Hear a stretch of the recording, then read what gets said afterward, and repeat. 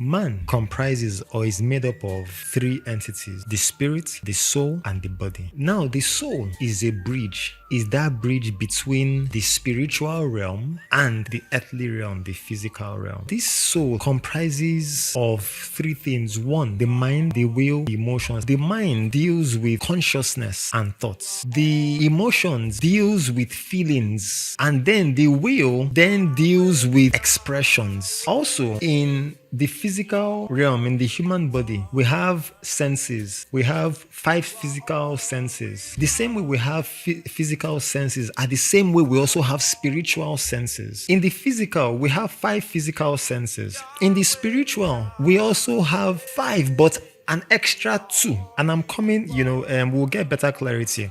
We have making it 7 spiritual senses, 5 physical senses. What are those physical senses?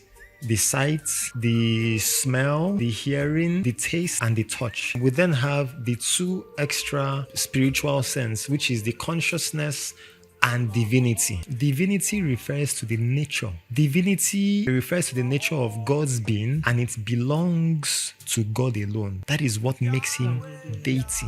This spiritual sense, that's the consciousness, the spiritual sense of consciousness.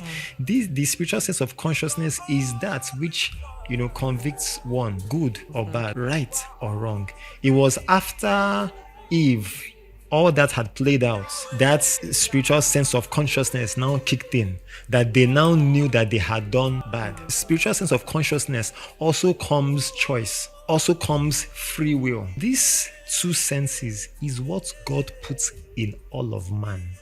This, that you said that man is spirit. Yes, that spirit in that man is the consciousness and the divinity.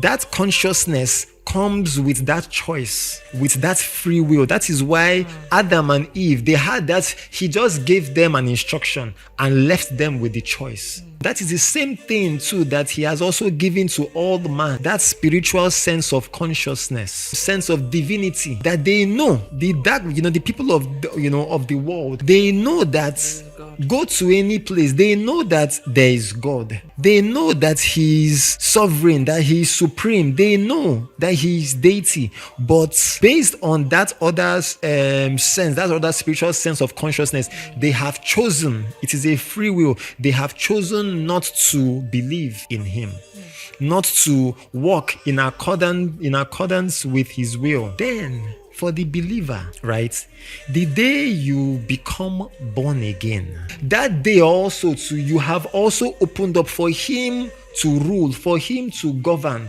When by free will, by choice, when you now decide to now accept voluntarily, remember voluntarily it was seeded.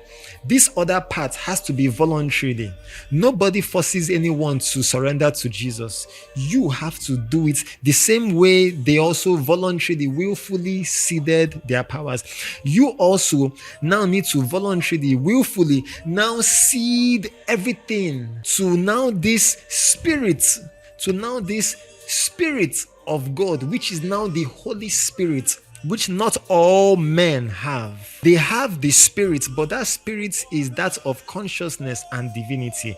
The day you then become born again, that day you willfully now cede everything for this person, Jesus, to now come in and have dominion, now come in and have authority, now come in and have rulership over you. It is that day that when he comes, there's now a spirit, that now this spirit is that which brings life, the Holy Spirit, that when Jesus comes, the Holy Spirit comes and dwells in that person.